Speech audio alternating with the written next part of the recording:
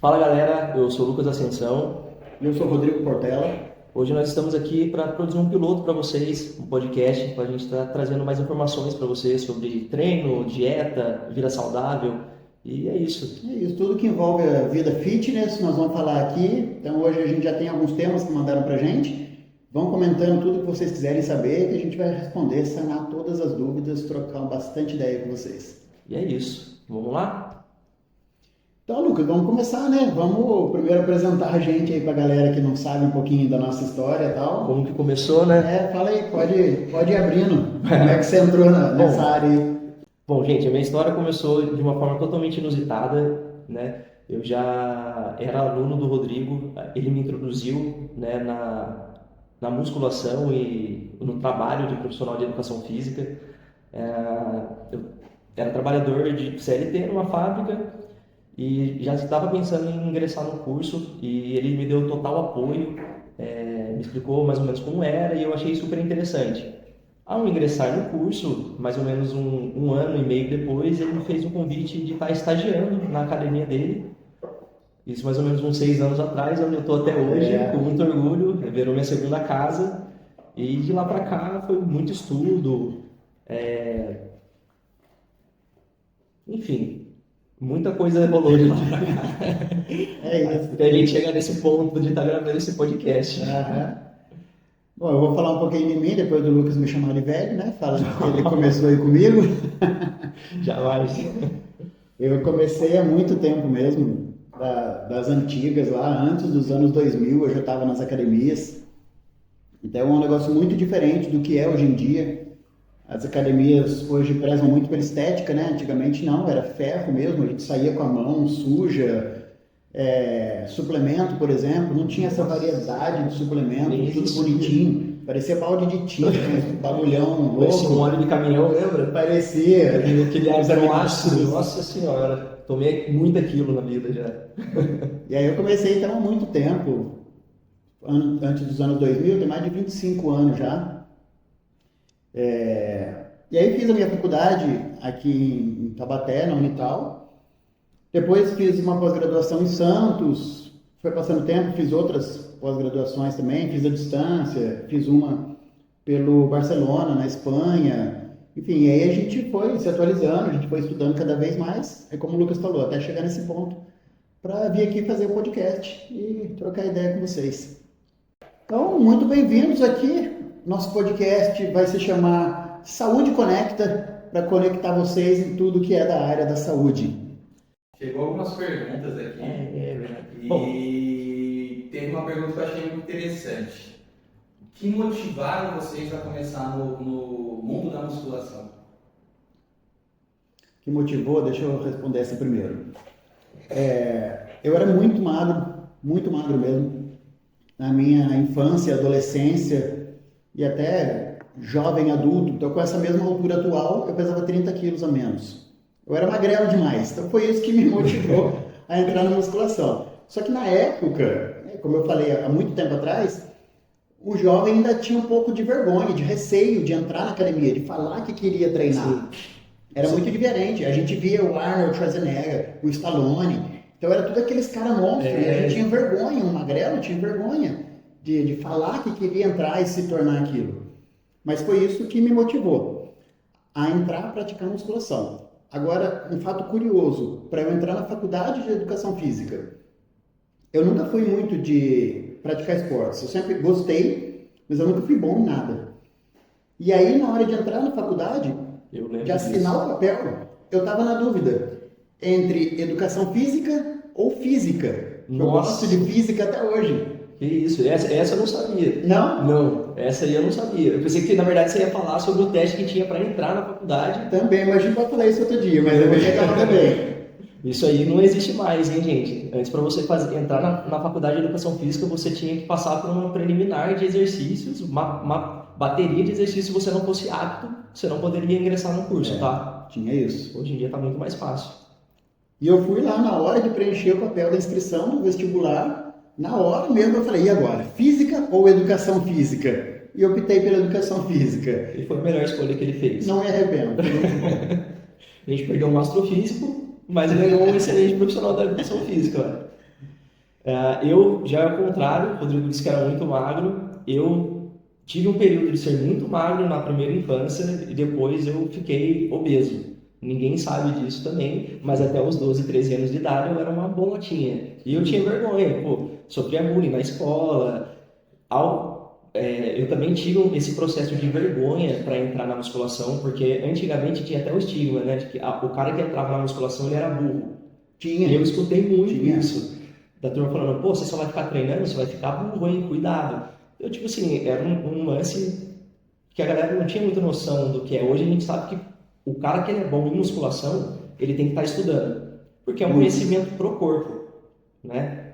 Então, hoje em dia a gente já viu que, pô, o cara que é médico, ele treina, o cara que é físico, provavelmente deve treinar também, isso não diminui o intelecto dele. Mas o meu início na musculação foi justamente por isso. Eu era muito gordo, tinha problemas com autoestima e eu queria mudar essa carcaça, esse físico. Eu queria Mudamos, nós dois mudamos. Graças a Deus deu certo, hoje a gente está aqui e é meio por aí, né? Eu acho que todo mundo ingressa meio que na musculação, se não for por problemas de saúde, a estética acaba falando mais alto, né?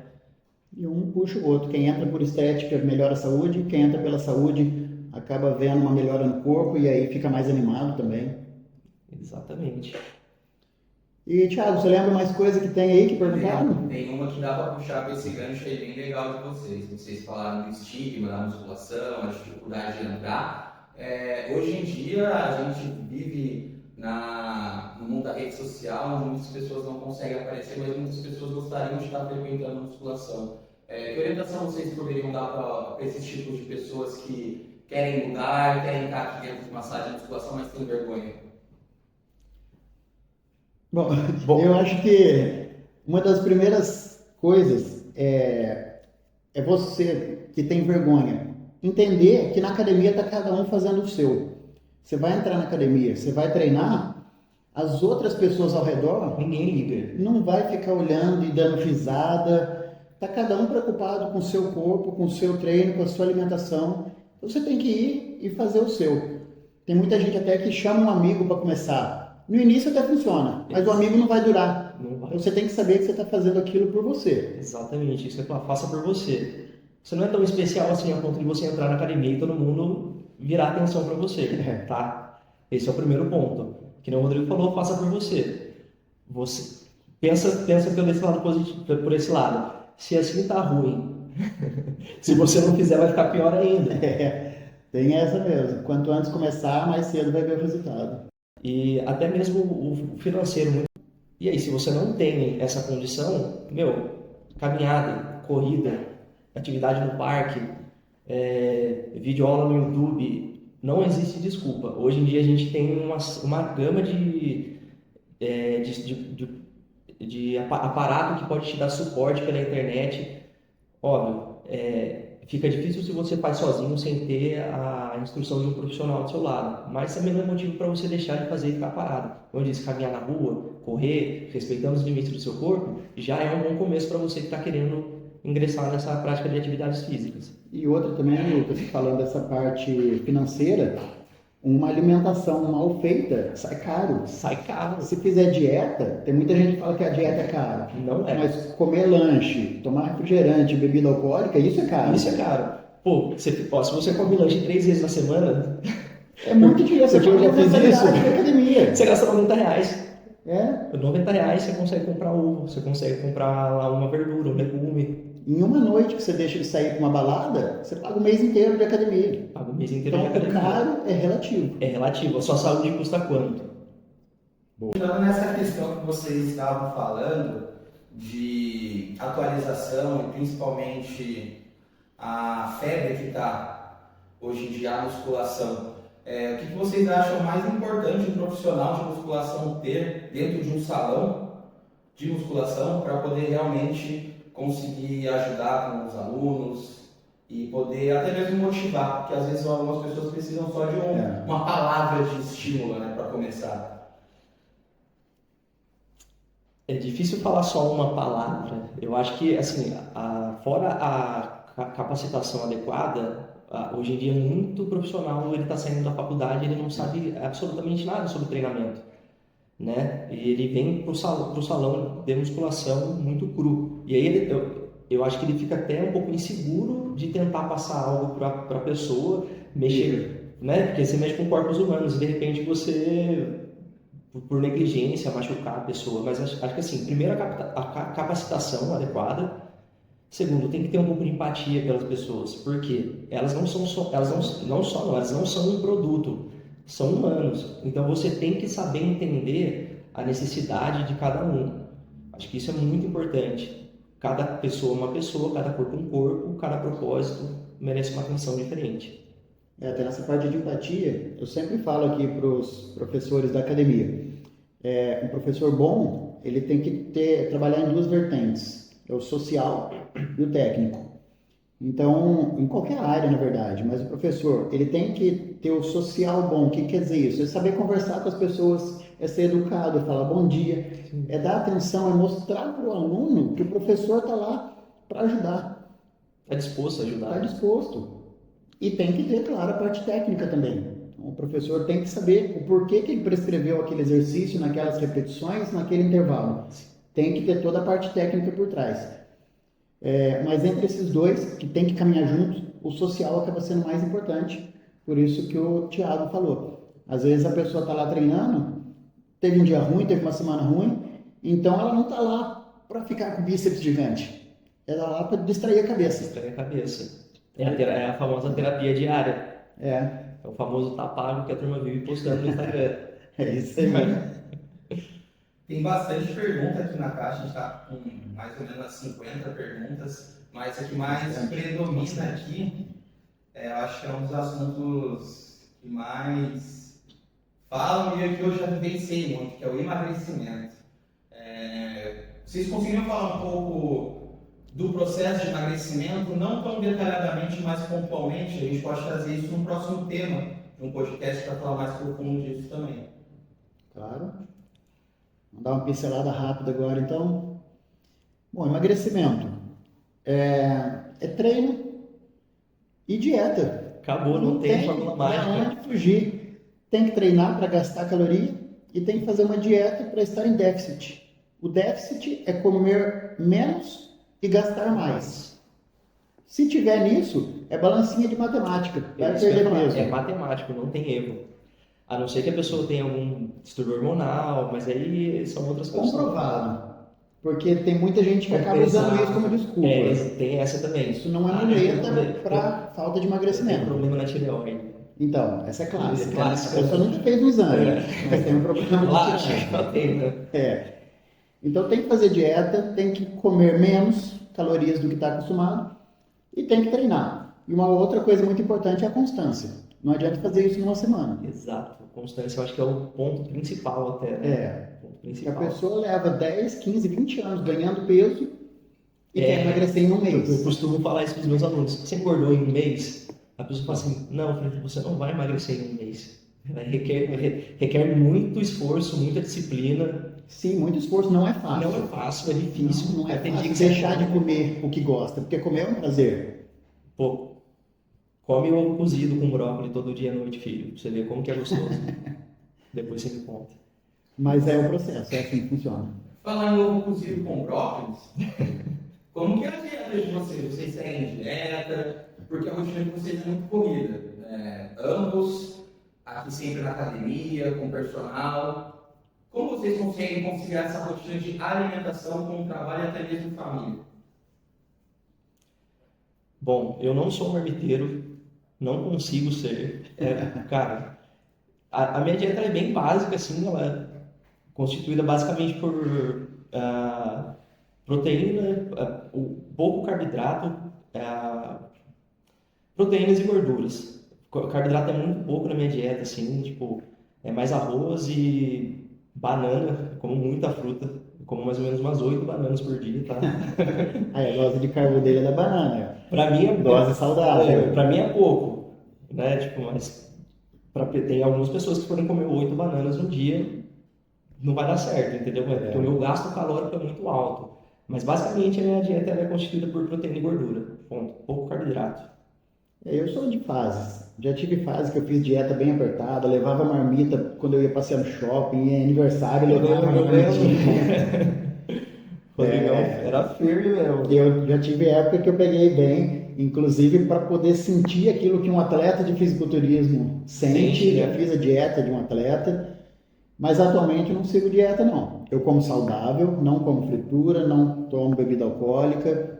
Minha dieta é de arroz e feijão, de comida mesmo, mas eu não tenho feito restrição nenhuma atualmente. Então, só cortando um ponto importante que ele falou, de não ter uma dieta tão restrita, a minha também não é tão restrita. Inclusive, muita gente me pergunta, pô, mas você não toma uma cerveja no final de semana, não come uma pizza, um churrasco?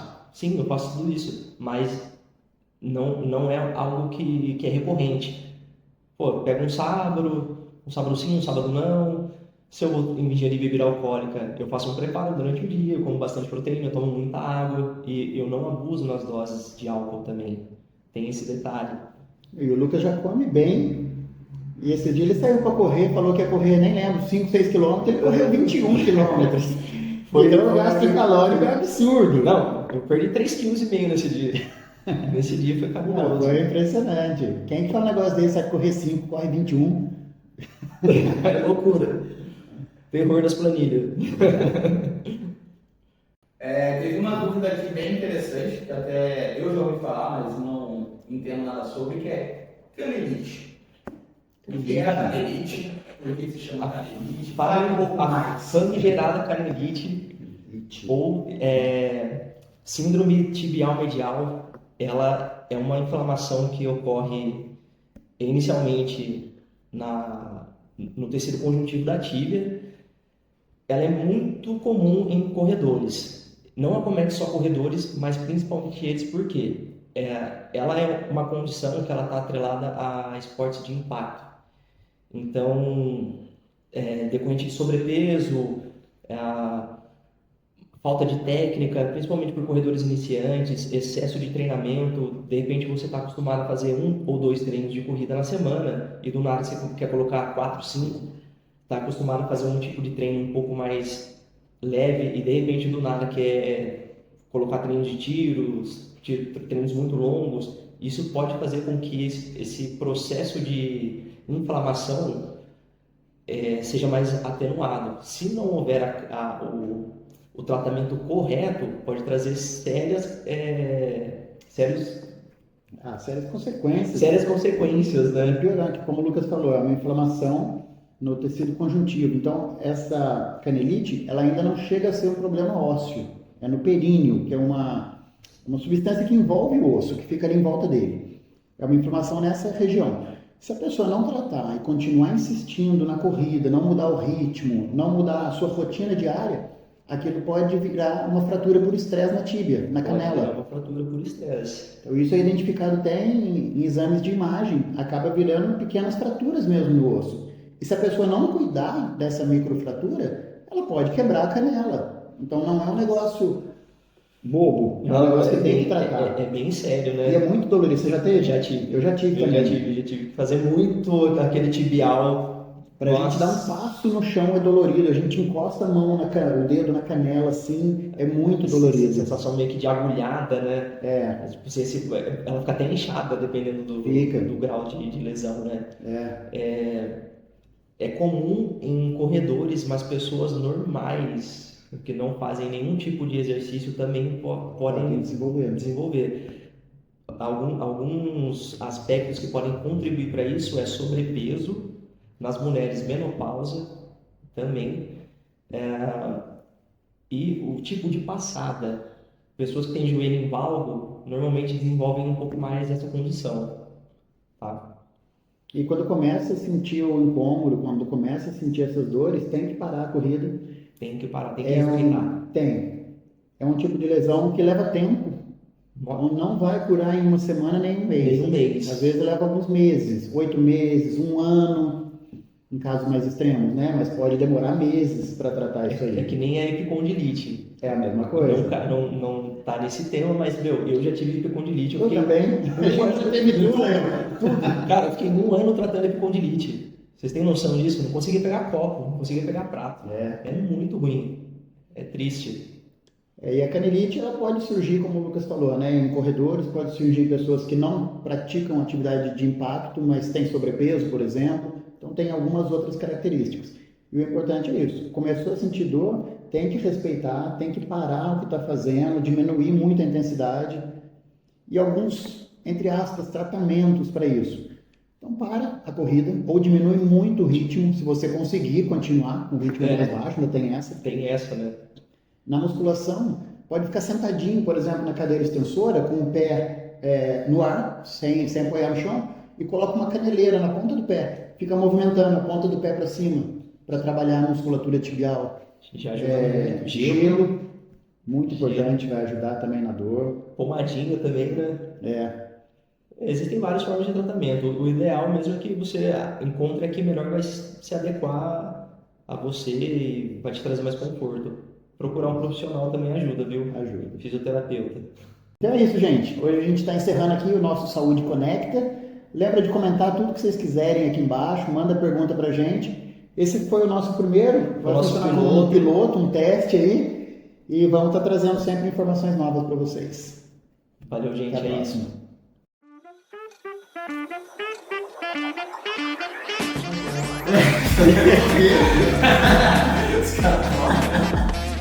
Cara, eu acho que o parada mesmo é vocês ficarem bem à vontade agora. O que é? Fala, galera, eu sou o Rodrigo Portela.